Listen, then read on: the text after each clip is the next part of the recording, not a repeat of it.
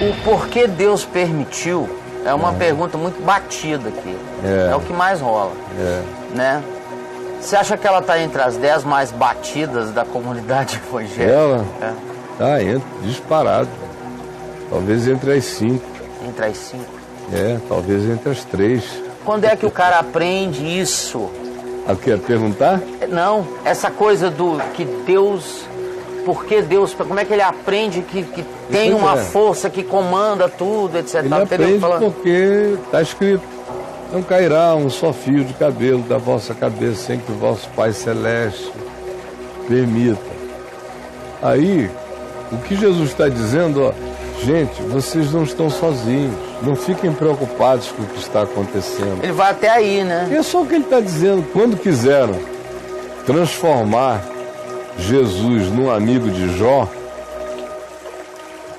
quando quiseram que ele aplicasse algum tipo de teologia moral de causa e efeito na vida, vieram a ele com aquela questão sobre a torre de Siloé que tinha caído na cabeça dos 18. Iam subindo lá e ela desabou, e a questão que subjazia era esta: esses aí são mais pecadores do que os demais habitantes de Jerusalém? Jesus disse: vocês estão me contando isso com essa intenção de saber se esses aqui são mais pecadores do que os demais habitantes de Jerusalém? Pois eu vos digo que não. Porque o modo da morte não conta a história da vida. Mas se não vos arrependerdes, todos igualmente perecereis. Se não mudardes de vida, não importa como o cara morra, a única coisa que importa é como você vive. Os apóstolos de Jesus tiveram mortes horripilantes. A julgar pelo modo como morreram, eles teriam sido grandes fascínoras se aplicasse a teologia moral de causa e efeito. Claro. Então, para ter tido esse efeito desastroso, tem que haver uma causa que justifica esse efeito. É trazer o mundo da macrofísica newtoniana para aplicações na existencialidade de um ser livre, que não é uma pedra e não é um fenômeno sem volição, que é o ser humano, que se move, que se coloca, que escolhe, que vai, que vem. Assim como uma pedra cai sobre outra pedra, uma pedra cai sobre um humano. Assim como uma pedra rola e derruba uma árvore, ela derruba. Se no lugar da árvore houver o carro de um ser humano, ele vai levado junto. Foi uma conspiração da existência contra ele? Não. Foi o livre-arbítrio dos fenômenos da existência, combinado em múltiplos vetores, que criaram aquela consequência. O indivíduo estava na passagem da sequência e da consequência, estava na passagem do efeito. Mas nós humanos insistimos em não nos preocuparmos com o nosso modo de viver e ficarmos tentando interpretar calamidades da existência perguntando a Deus: por que Deus? Ao invés de nos perguntarmos: por que eu sou idiota como sou? Por que eu escolho as coisas estranhas que eu escolho? Por que eu, sabendo o que não tem sentido na vida, continuo a insistir nisso? Essas perguntas que nós podemos responder, perguntas para as quais nós podemos ser deuses na resposta, a gente não quer perguntar porque não quer cuidar delas. Aí prefere perguntar: Deus, por que essa pedra caiu na minha cabeça? E criar um caso cósmico a respeito disso. O que mais tem no cosmos é pedra caindo para todo lado. Nós só estamos aqui graças às pedras que caíram no planeta. E nós somos resultado de toda essa pedregosidade cósmica. Caindo, e no meio disso tudo tem um entalhe divino que não leva 7 dias de criação, leva 7 dias da criação segundo Deus, que são os processos do espaço-tempo. Espaço-tempo todo é uma semana de Deus. Ai, meu Jesus, mas quando é que vão me entender, né? é tão simples quando você compreende. A vida fica tão descomplicada. E a sua confiança no Senhor, leve e enraizadamente animada. Leve com raízes que vão até o âmago. E um ânimo, porque você sabe que já não há mais nenhuma conspiração contra os que estão em Cristo Jesus. Ao contrário, todas as coisas conspiram para o bem, cooperam para o bem daqueles que amam a Deus. Basta isso. O resto é a idiotice de uma pergunta burra. A própria pergunta já denota a burrice, a falta de racionalidade da questão. Já pressupõe que você é filho de um sistema fechado, aonde Deus habita o sistema e tem que ser responsivo dentro do seu sistema, e Deus tem que funcionar dentro do sistema. Então, Deus vira uma engrenagem principal do sistema. Mas o sistema é maior do que Deus, porque Deus cabe no sistema. Aí é ruim demais. Um Deus desse é um Eros, uma Diana, uma Iemanjá, uma coisa qualquer, até um Zé Pilintra. Seria o Deus de Nietzsche? Hã? Esse Deus aí? Não, o Nietzsche... Esse Pititi, o que ele matou?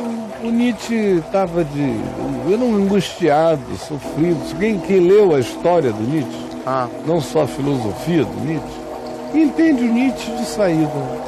É que o pessoal conhece pouco a história dele e lê os livros. Mas os livros do Nietzsche são explicados mais do que a maioria das pessoas. Todo mundo tem a sua obra explicada pela sua vida.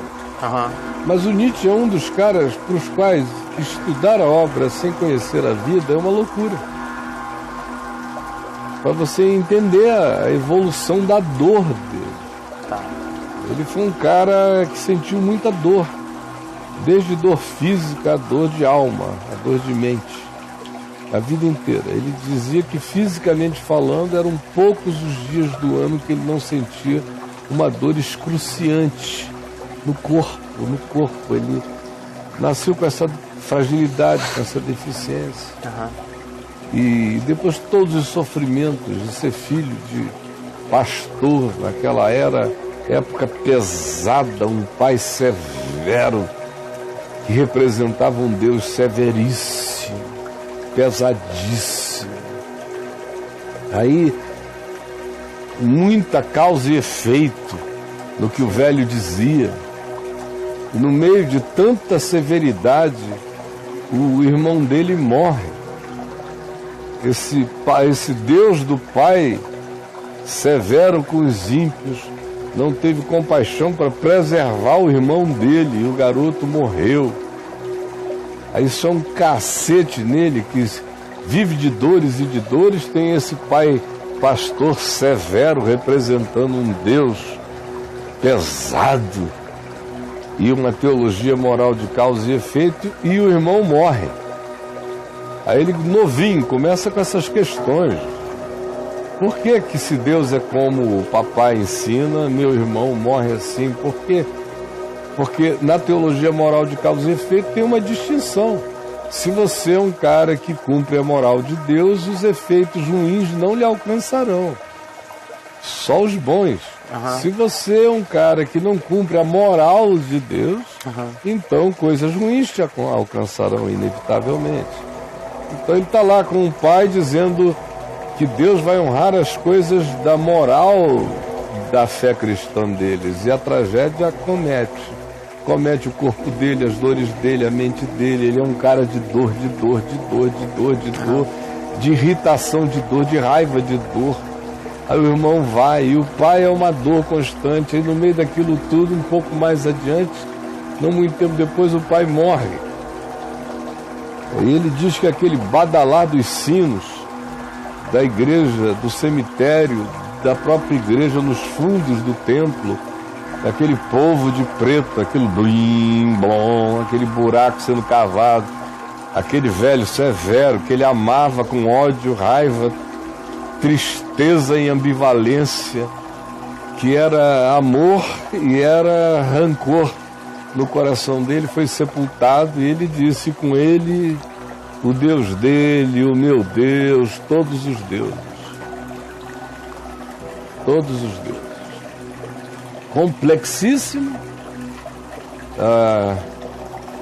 amava a quem não o correspondia, e ele era de um tipo, de um amor tão visceral que ele não conseguia trocar para amar outra pessoa, se fixou naquele amor, se fez animal daquele amor. Tem inclusive uma foto célebre dele, acho que é Turim, acho que é Turim, onde ela está numa carroça, e ele e o amigo que veio a casar com ela, porque ela acabou se apaixonando pelo amigo, embora fosse a maior cúmplice filosófica dele, se apaixonou foi pelo amigo e não por ele. Adorava a mente dele e se apaixonou pelo amigo, que mas o homem não era genial como ele. E aí, nessa foto, ele e o amigo são os cavalos puxando a carroça dela, e ela sentada na carroça com o chicote, batendo nele. E tiraram a foto para exemplificar o significado dela na existência deles. Cara, que loucura. Olha a loucura. Tem essa foto? Foto tem. Compra uma boa biografia do Nietzsche, que você vai ler essa história nos detalhes, né? Tem uma relação ambivalentíssima com a irmã, com a família, um monte de coisas. O esquisitismo dele que foi crescendo, até que um dia, de novo, ele ia passando pela rua. Aí sim, desculpa, eu acho que já é esse segundo episódio. Ele vai passando e ele vê um cavalo sendo, acho que em Turim, sendo golpeado, chicoteado pelo dono. Flapo, flapo, flapo. E ele parou olhando aquele cavalo sendo chicoteado, e a vida dele inteira fez um pacotão angustioso, e a identificação final dele como aquele indivíduo que até em relação à mulher ele foi aquele homem de chicotes e tudo mais, no qual ele se sentiu um ser de chicotes passando pela vida. Ele enlouqueceu ali e não voltou mais. No meio da rua, nunca mais voltou. A lucidez, então, esse cara, no meu coração eu tenho toda a ternura pela condição, pela dor, pela angústia. Podia ser um filho meu, podia ser qualquer um, criado nessas circunstâncias, interpretando a vida assim, esmagado por uma religião de peso, de tábuas de lei, de mortalha, de medo, de culpa. Enquanto isso, o cara cheio de dores, e a existência faz com que os amores o machuquem, até que ele enlouquece e não volta mais. De modo que ele é um louco de uma genialidade extraordinária. A fascinação dele é essa, né? Para mim, nada além disso. Eu não leio Nietzsche para seguir conselhos, mas para ler uma boa literatura e o tormento criativo de uma mente enlouquecida.